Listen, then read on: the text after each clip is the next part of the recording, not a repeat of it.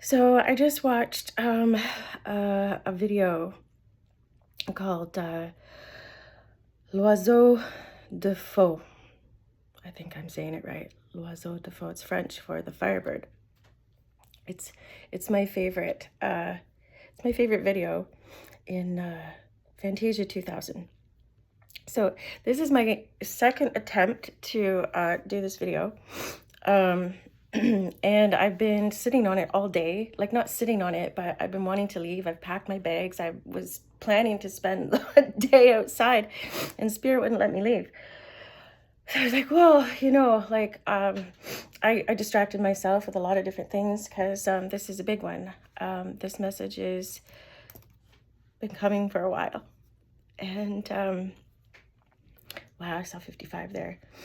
A lot of numbers are going to come through, and I will put them all in at the end in the description in case I forget anything. But you haven't had a video from me for a couple of weeks. I had a really difficult time going through the 2 full moons in 1 month. It sure did do the work that it promised to do. And in that time, I was called to get another deck, and it is the call of the Morrigan. Yeah, it's a heavy duty deck. It's full. It makes me feel full. I have not stopped processing, yes, and hearing my guides and my ancestors and goddess and gods and all the things, whatever it is you believe in. I feel very supported by all the things. If I think it and it feels supportive to me, then it's doing its job, right? So, this is about the human experience. And however you understand the human experience, I hope you can see it and feel it with a sense of elevation through the darkness. I don't even know where this is going. Okay, so I'm going to show you what I'm looking at. I've had this sticker kind of floating around on my table for a couple months, probably. Why a couple of months, you say? Well, because I'm kind of a scatterbrain. It's okay though. I've accepted anyhow that I live kind of with 1 foot in the spirit realm and 1 foot in this world, and time gets all jumbled up for me. There's lots of different labels for how I experience this paradigm, but I won't get into those because I don't believe in them. Anyhow, this sticker is interesting for me because it was sent to me by a beautiful friend of mine who has been my friend for the last 5 years of my sobriety from alcohol. I love her so much, and she has a beautiful dog. She loves dogs, and she sent me a paw. And then I listened to a reading by Shay Pia, and she said that she mentioned something about being on the right path. You're on the right path. And I looked at the paw. I was like, oh, that kind of was a confirmation to me. So I wanted to share it with you. And then when I really got looking at it, what I saw was this. There is a face in the clouds, and the mouth is open. The side of the face is in shadow, but you can see the mouth open, kind of like right there-ish, and then I'm looking at the earth on fire. The earth is on fire. Gaia's on fire, and it's like, the spirit guides, the people's whatever is saying, save her. You must save her. They're gasping. Also, it speaks to me of Like, this is Mother Earth, and I feel, I just call this Father Sky, okay? It's a balance for me. And I feel like the masculine on the planet right now, in this paradigm, should be gasping. They all must be gasping, either in horror for what is happening to the women and children on this planet, or gasping because they know that their time has come, because the divine feminine is here. And we're not going to be quiet anymore. That time is gone. I'm going to tell my story, and I'm going to wake up a lot of other women and people in general, however you identify, okay? I don't want to get caught up on anything. This is about spirit. We're so caught up in an age of finding happiness, meditation, to stay in the moment. You know, we chase ease and bliss and happiness and peace. But I want to tell you something. Unless there is a mourning from the masculine on this planet, a grave mourning for the death of the divine feminine, not only the death, but quieting her rage, her divine feminine rage, for the injustices of her children being poisoned and taken and controlled. We live in a time where we don't get to control the poisons that go into their food. We go to the grocery store and it's so hard. I know. I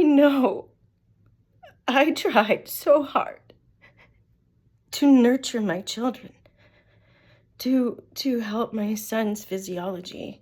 I have a child with special needs, profoundly taken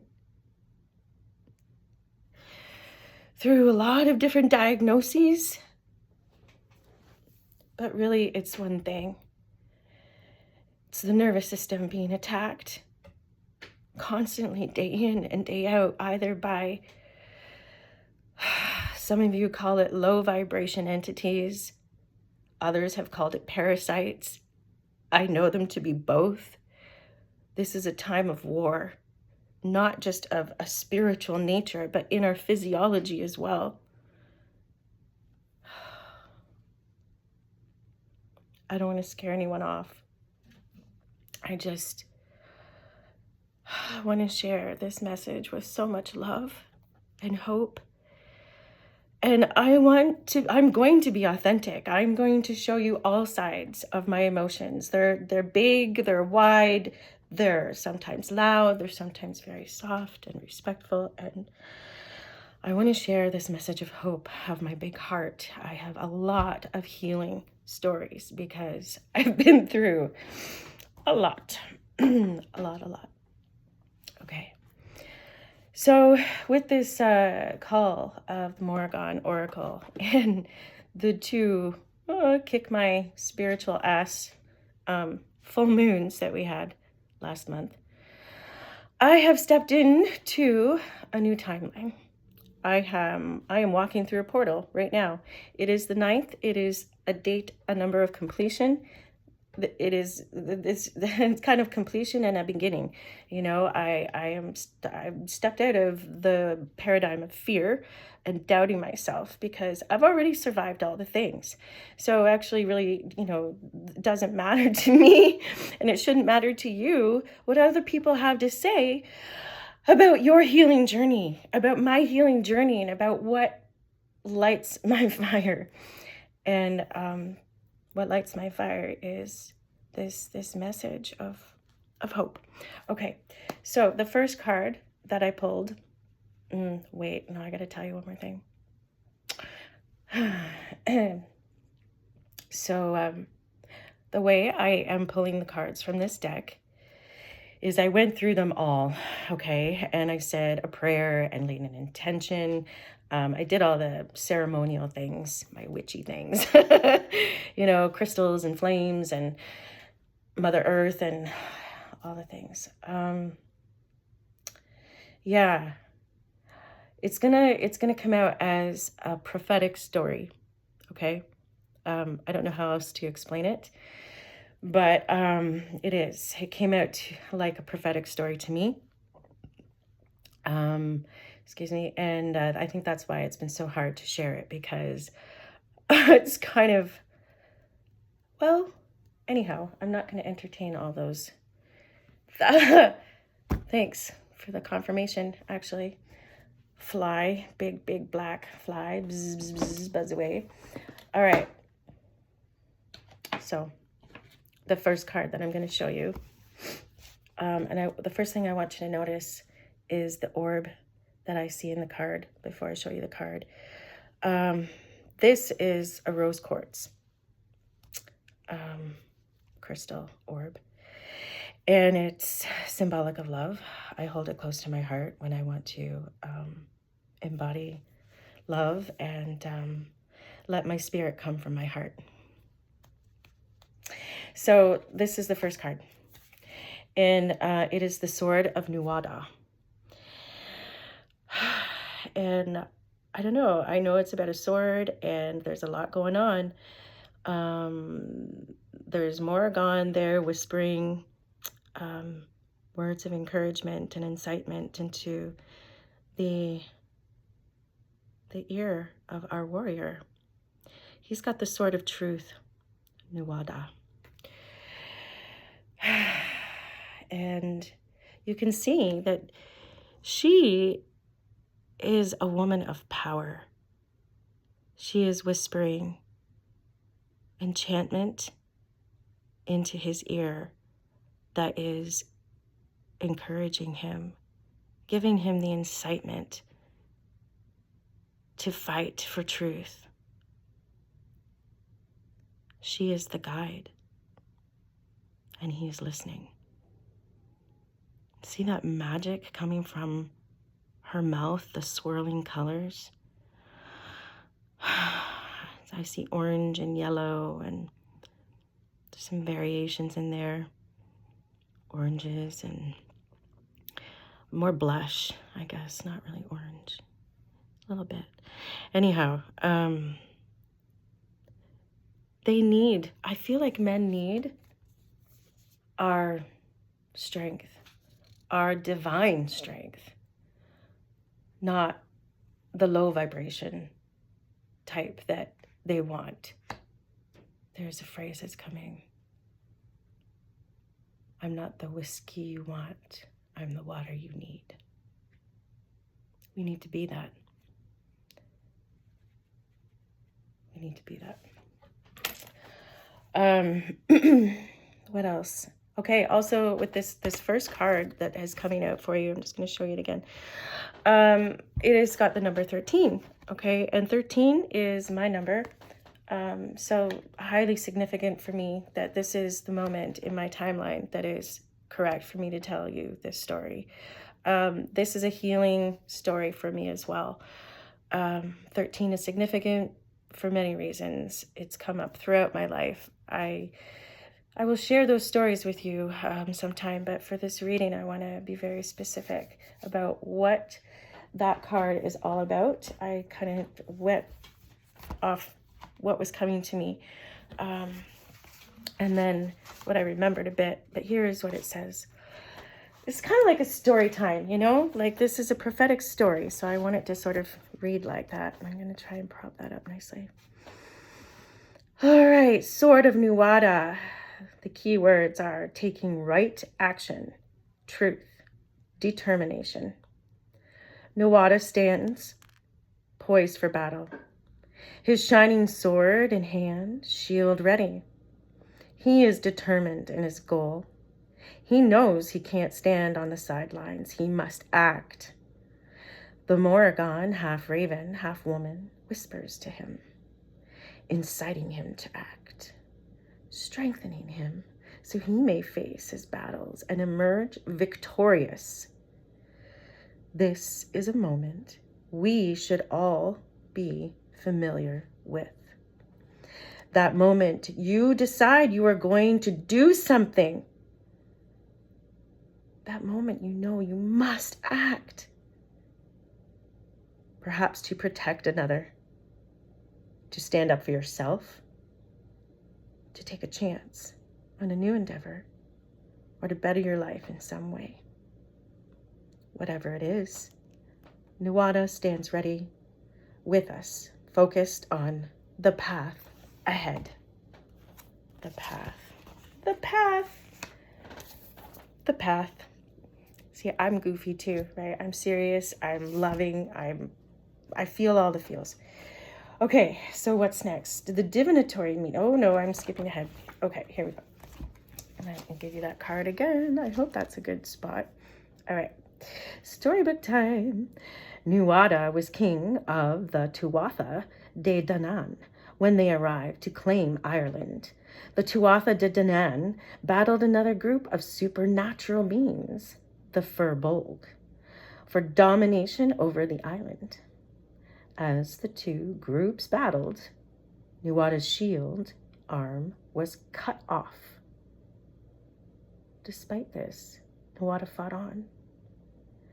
Dian Sect, the physician god, replaced Nuada's arm with a magical silver one, giving him the epithet of Ergatlam, or silver hand. Because of his blemish, I hate that it's called a blemish, but that is what happens in this world when we're different. Nuada was forced to give up his kingship.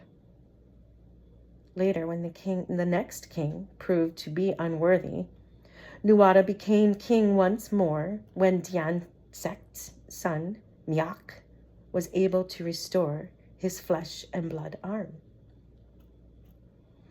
Kind of bothers me, I'll be honest with you, that he was only seen once he was whole, or the way they perceived him to be whole, complete.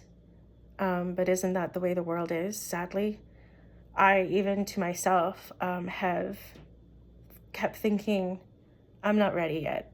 I need to do more healing. I have to do more. And really it was just ego, because fear is ego. And it's not a bad, we give ego and fear a bad rap, right? Like, there's nothing wrong with it. It's there to protect us. It wants to keep us safe from harm. But it also needs to be seen. It also needs to be seen and accepted and talked to and said, okay, yeah, you're afraid. You are fear. You're fear. I'm not fear. I'm not fear. Not anymore. Those are now illusions. They were real at the time because I didn't have the power. I didn't have the power to fight certain shadow illusions. I didn't have the tools. Today I have the tools. And I'm so I'm so freaking excited to share it with you. Okay, so here we go again. Back on track. All right. Later, when the next king proved to be unworthy, Nuada became king once more when Dian Sect's son Miak was able to restore his flesh and blood arm. Okay. The divinatory meaning. Bum, bum, bum. And you know what? I want to give a nice little resounding sound to this. I feel like we're at the beginning of a battle, okay? And I know the battle has been won already. And I know the dark side, the shadow side knows that too, okay? But we're fighting it. We're in the battle. So this is a bell of incitement.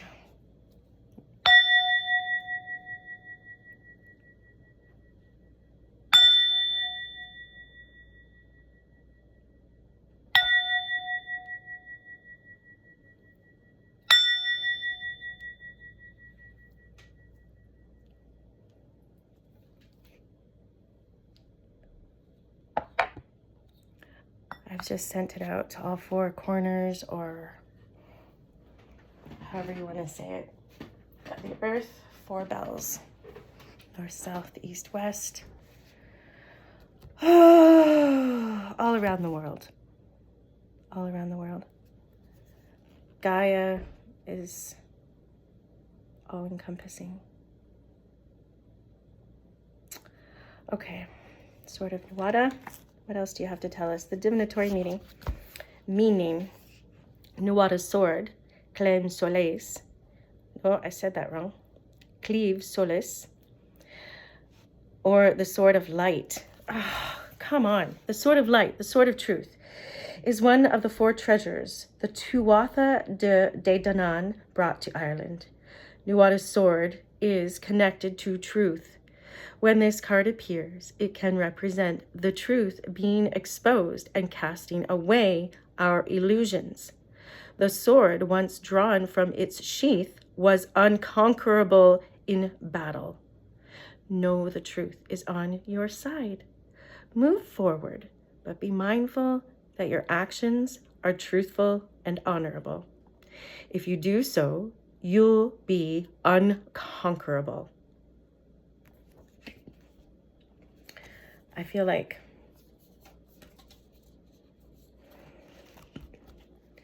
because I have, I'm getting a lot of, sorry. All right, Spirit. That was a big one. A little indigestion there. What would you have me say?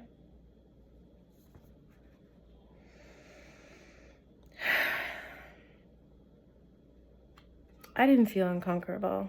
Growing up, there were a lot of things that happened. There were a lot of battles that I fought internally to survive. I was quiet. I stayed quiet. I learned how to look and feel invisible. I felt invisible. When you feel invisible, it's a lot easier to look invisible, or just to be invisible. It's kind of funny. But cognitive dissonance, sorry. Had a lot of trauma, so when I get close to something, sometimes my brain goes, nope. But, okay. Nuada's sword is connected to truth. I am remembering myself. I am remembering the truth of myself and the battles that I fought. And that I'm still here. And that in itself is a victory. Not deserves, but it is a victory. Many times I've wanted to just lay down and not get back up. But I wasn't allowed to. Because I've lived with this sort of truth aligned in my soul. And even though every time I saw something, felt something that was really like on a spectrum from horrifying to what to I don't think so, like just all of it, I could pick up frequencies, but I had no power, I had no say, I had no way of explaining. So I've squashed my understanding. I've squashed my wisdom into this little, it got smaller and smaller and smaller until, it became this. I fought back. See, when you take someone's light, their energy, and you compact it and compact it and compact it and compact it and compact it, there's many allegories for that. Take the pearl, refiner's fire. But this is literally how I came back out, is fighting. We have to fight, but we have to fight with truth. We have to be armed with truth and a shield. He's also got a shield. And I feel like the shield is, what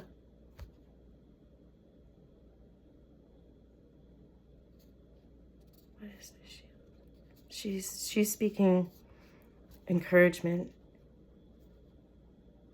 incitement, to do battle for good. I think the shield is her. It's her too.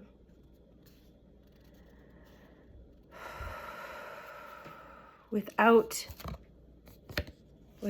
her words of encouragement, without her encouraging presence, he would not have the shield of strength and the sword of truth. This is how important we are. I know we live in a patriarchal paradigm, but like, it's back-ass words, right? Ass backwards, whatever. No, I like it the other way. Ass backwards. Bass backwards. That's what I'm trying to say. All of them. It's all of them. Anyhow, the message is clear to me that the moon kind of represents that, the emotions, right? That which is unseen emotions. And I feel like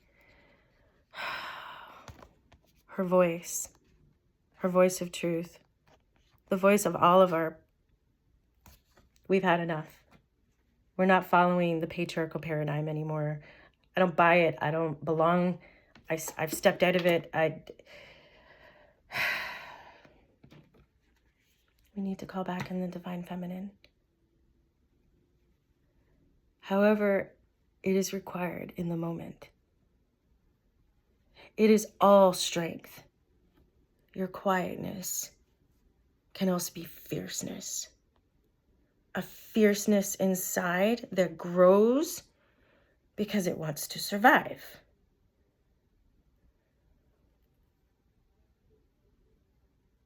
Feed that flame.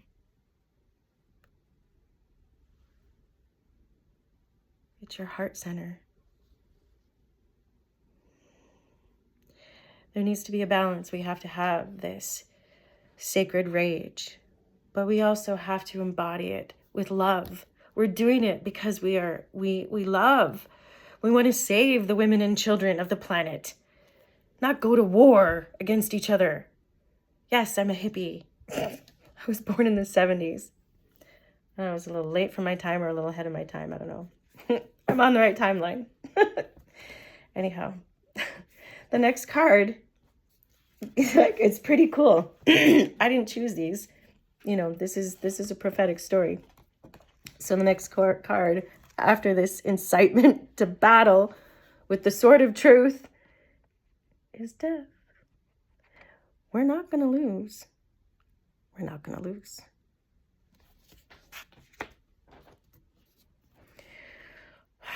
All right, let's find out about what the death card is talking about. I know I'm learning in the tarot that it's representative of change. It's interesting. I just saw 1, 2, 3.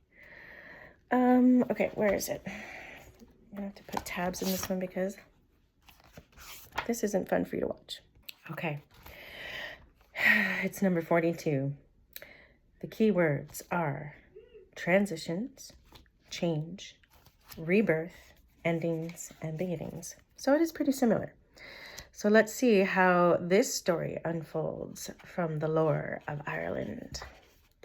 The key words are, I said that already, the sisters, Anu, Maka, and Bab, in bird form, sit upon 3 skulls. Just making sure that's in the frame. They guard the deaths of these souls as they transition from light to death. The sisters know it is only the beginning of an endless cycle. Upon the skulls are the Ogam, Ailm, Gort, and Ailm has an association with inception. It is our beginnings when we gestate in our mother's wombs. Gort represents growth and how we change and grow throughout our lives. Means soil. It is said to be the shroud of the dead as we return to the earth when our lives end. They stand as reminders that life is a cycle, unending. Below, a child forms in the waters of the river of life, death, and rebirth. We have all lain in these waters and will, again, at the end of this life. Here the child forms, half in the physical world and half in the realm of spirits.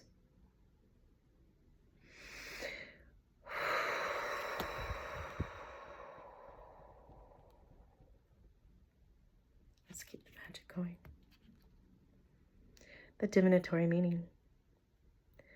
Death happens all around us. There is a literal death, but also the changes we undergo on a regular basis. Relationships may end. We may change and grow into different people than we were before. So I don't like passive language. To say we may is incorrect. We do. That's just the nature of life. So we change and grow into different people than we were before. The cycle of life, death, and rebirth is endless and is part of our experience throughout our lifetime. When death appears in a reading, it signals the end of something, but also that there is potential for something new from this ending. I got excited there because what's ending is this paradigm of women not having autonomous sovereignty, women and children not being safe, men feeling entitled, governments feeling entitled, Western medicine feeling entitled. None of it is entitled to my soul. I didn't come here and sign any agreement to believe any of that horse shit. Like, come on. We're waking up. The jig is up. We're in the midst of the battle of transformation. With truth on our side. We are waking up to the truth. And I'm here to share how I did it too. Because it can feel like a fucking slaughter. Sorry, I don't know if I'm allowed to say that, but yeah. The endings are harsh. I've been through many. I'm still here. I've had to end a marriage that I thought was an eternal agreement. In the church that I went to, that's what we did. We went to a temple and anyhow, so that was an ego death. All these things that happen on our journey, they're not happening to us. They're just on our path. And when we learn the lesson that we need to learn through the trial,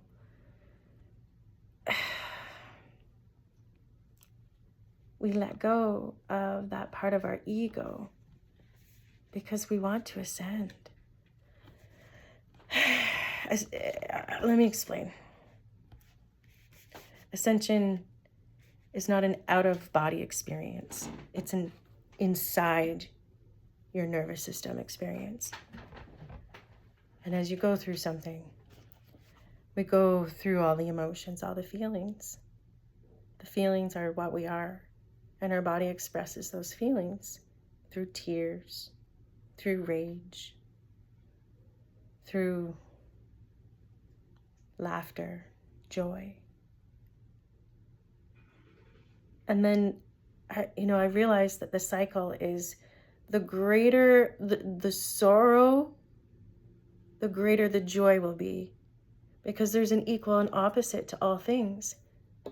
There's an equal and opposite to all things.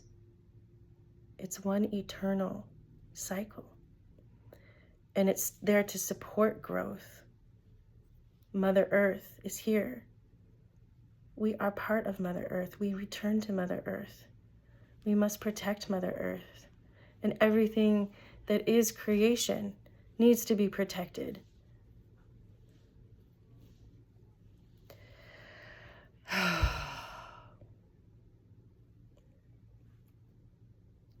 Okay. Let's see what else we have here. What time? Oh, it's 35 minutes. Okay.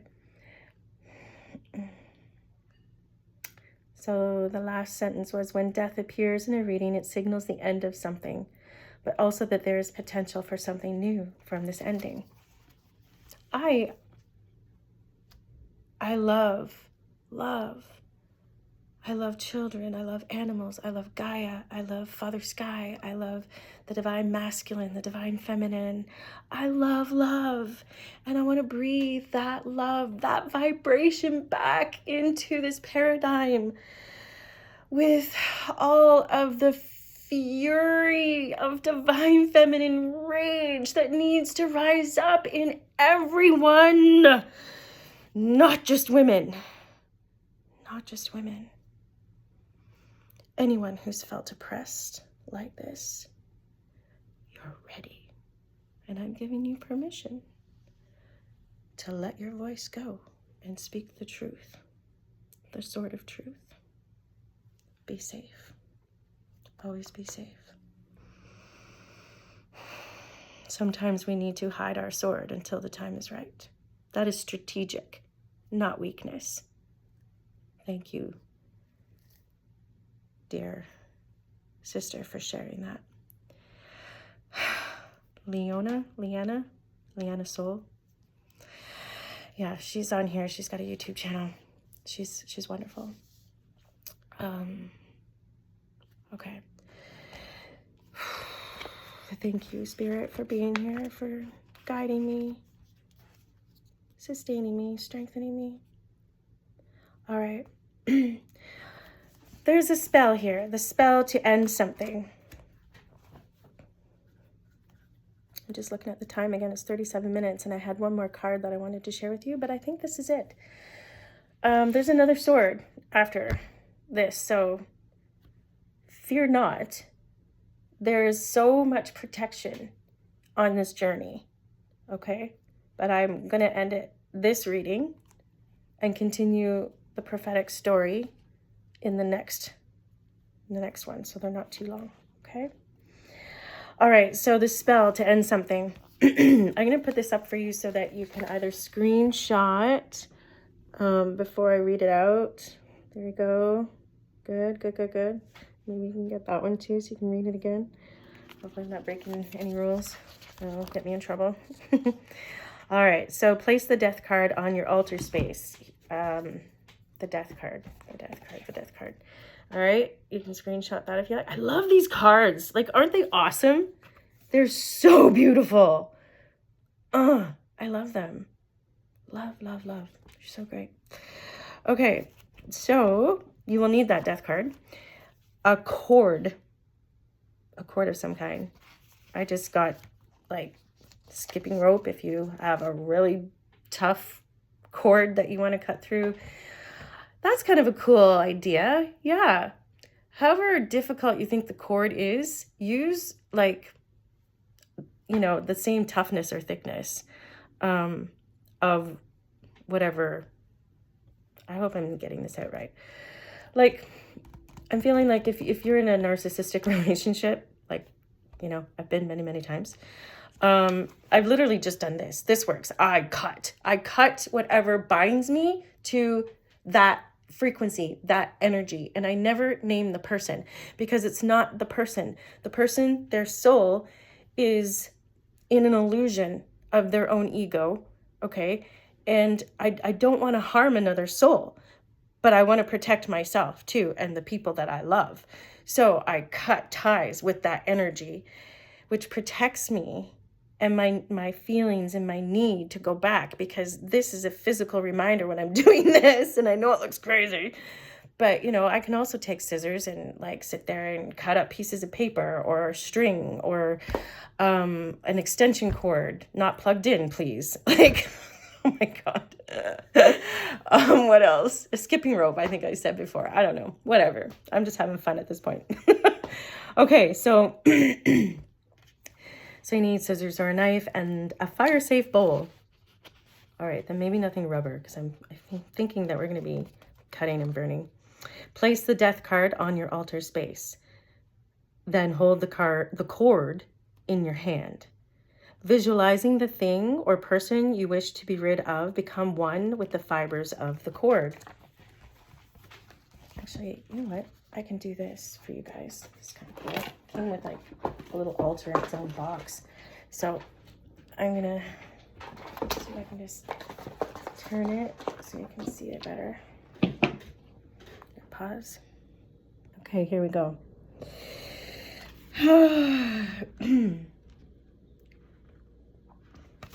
All right, I'll start again. The death card is on the altar space. Then hold the cord in your hand, visualizing the thing or person you wish to be rid of, becoming one with the fibers of the cord. Okay. Becoming one. That energy is becoming one with the fibers of the cord right now.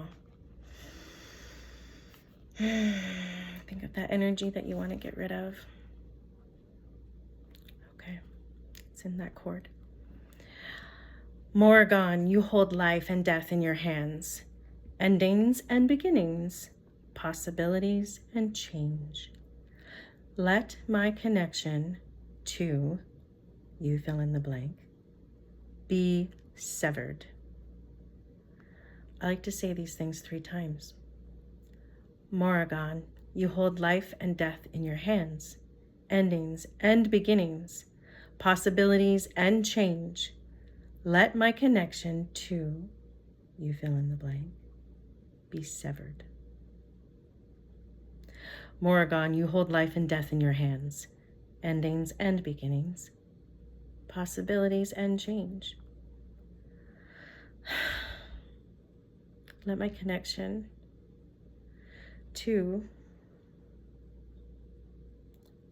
be severed. Take the scissors or knife and cut the cord in the middle, seeing your connection to the thing or person being severed. Lady of life and death, I am free of, you fill in the blank. May new and better things and people take its place. Burn the cord in the fire-safe bowl. Flush the ashes down the toilet. Or, pour it outside or whatever. Okay, I know I said I was going to end it there, but I can't because I stopped it on 43 minutes and the next card is 43. So, should I? I think I should, right? Yeah, that was my intention in the first place. So this is going to be a little bit longer, just so you know. And you know what? Pause it and come back to it later if you don't have time. All right, 43. It is 43. And it is the one I'm on, because it's the next one. Yeah, silly.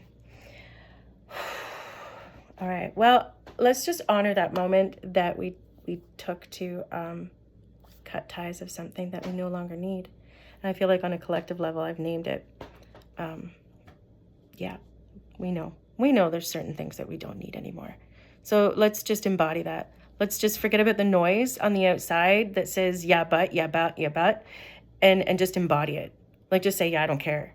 I don't care. That's your paradigm. I don't exist in that frequency anymore.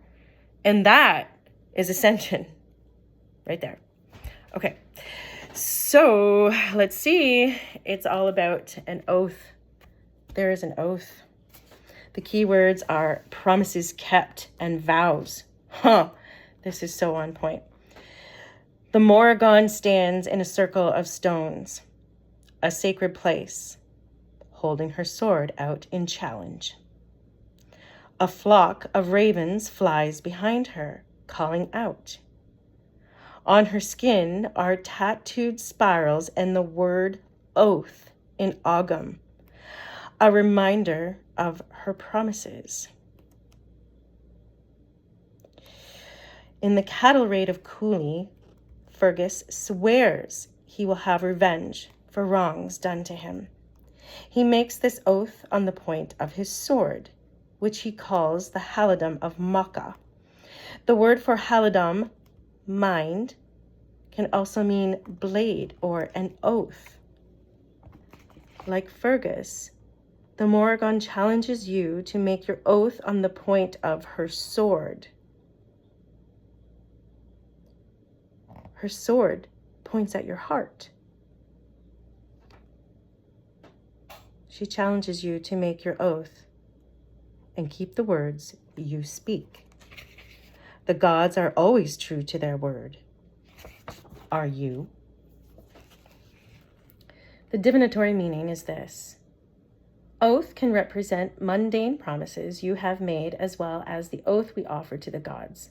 Okay, so there's small promises, and then there's like promises and oaths that I feel like we've made before we came to this earth, before we stepped into this timeline of our ancestors and agreed to take on whatever they couldn't heal. That's part of ascension too. Okay. It represents promises kept in the sacredness of the promises made between devotee and deity. We are only as good as our word. A person's reputation was everything in early cultures. If you did not keep your word, everyone would know. And this type of reputation could cost you dearly.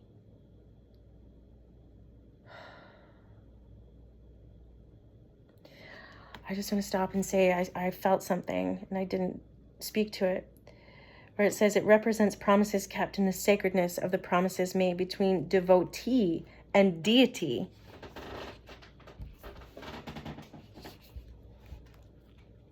Be devoted to the deity that is you. You are created with the means of salvation in your own nervous system. The hierarchy of your healing nervous system is the hierarchy of your ascension.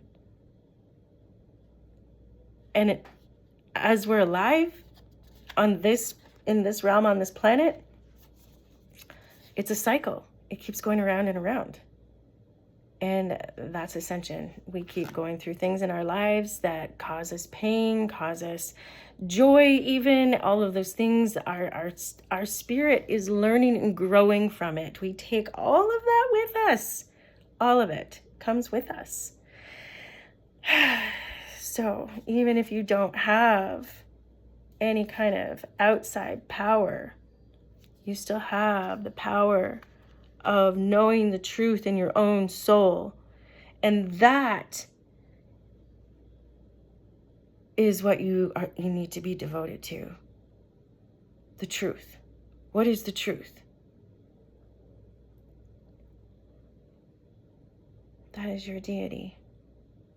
Whatever your truth is, that's your deity. And where do you think that deity is going to lead you? That was kind of cheeky, but that's what came to me. Sorry. Okay. Yeah, we're only as good as our word. I read all that. So, let me see. Okay. Trust between people and the spirits. Trust between people and the spirits we have relationships with is based on each party delivering. I'm sorry. Okay, sorry.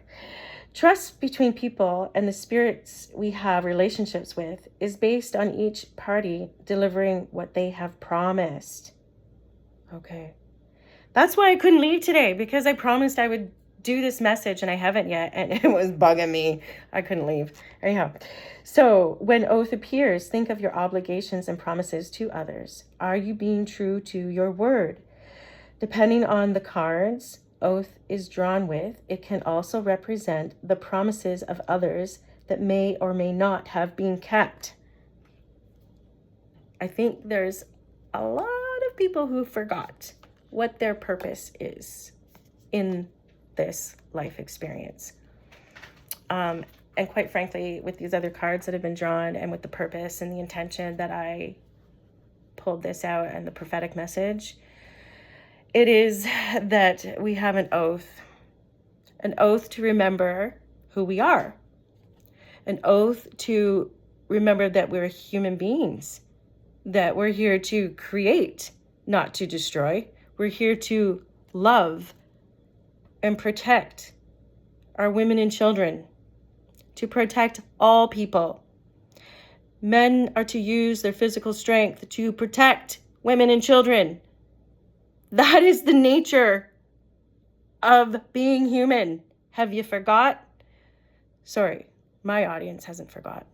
That's the sacred divine remnant. Oh my gosh, calm down. The sacred divine feminine rage that is speaking in that moment. And take it as like permission to use it in your own life. I didn't mean it towards you. Sorry. Gotta remember my audience. Okay. Gonna put her back in a box and not now, not yet. Yeah, so oaths and promises are important. When broken, they can have lasting consequences. We've seen that. Use this spell if you are concerned others in your life have been less than honorable in keeping their oaths. Okay, well, so on a planetary note, I feel like, humanity has maybe not kept their oath in raising the vibration and honoring women and children and protecting them instead of controlling and, making them fearful. Okay, so we're going to need the oath card. We're going to do that again. All right, set that there. I'm so goofy, you guys. I said the word pause and then I looked at my sticker and chuckled. All right, the spell to reveal a broken promise is this. Oaths and promises are important. When broken, they can have lasting consequences. I already read that, sorry. So you'll need this oath card, okay? A candle, an offering bowl, a bowl of water, pen and paper. Place the oath card and all the spell items on the altar. On the paper, draw a spiral large enough for you to trace your finger over comfortably. Light the candle. Begin to trace your finger over the spiral, following the path of the lines within and back out of the shape. Continue doing this while you now consider the oath card in its meaning of a sacred promise. Say, "And Morrigan, I stand before you, great queen, your sword cold against my breast, speaking words of truth, oaths solemnly sworn. Morrigan, she of many faces, my question is dear. What truths have been spoken? What promises are broken? Let me see the truth with my mind's eye, so the path ahead may be clear.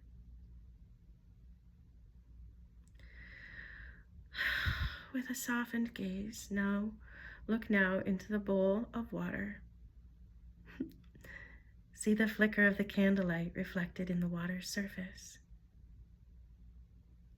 Allow whatever images and messages that come as you do this.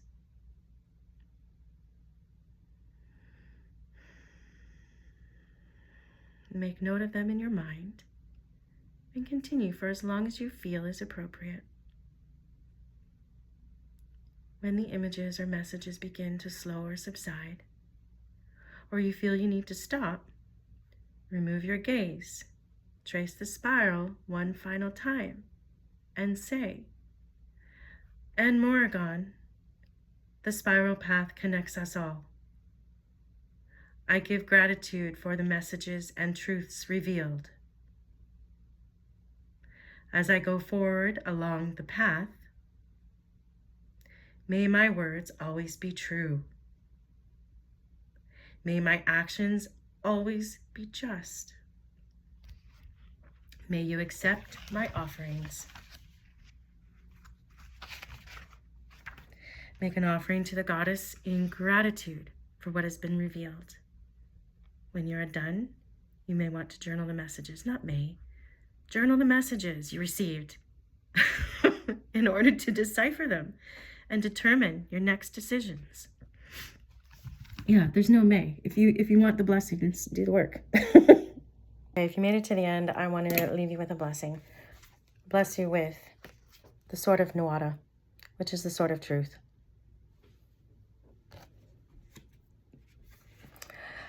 I bless you with the card of transformation.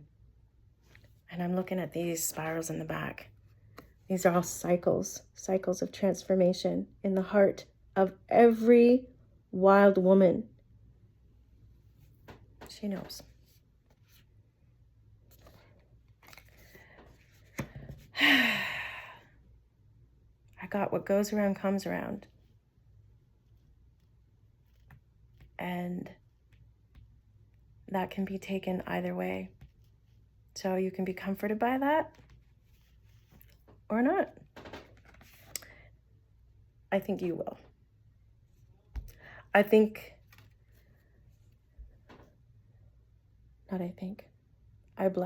bless you with remembering the oath that you've made. The oath that you've made to protect the truth in your mind, body, and spirit. When you can't speak it, you can know it. If they don't know it, you can have grace in your heart. But protect yourself, protect your boundaries.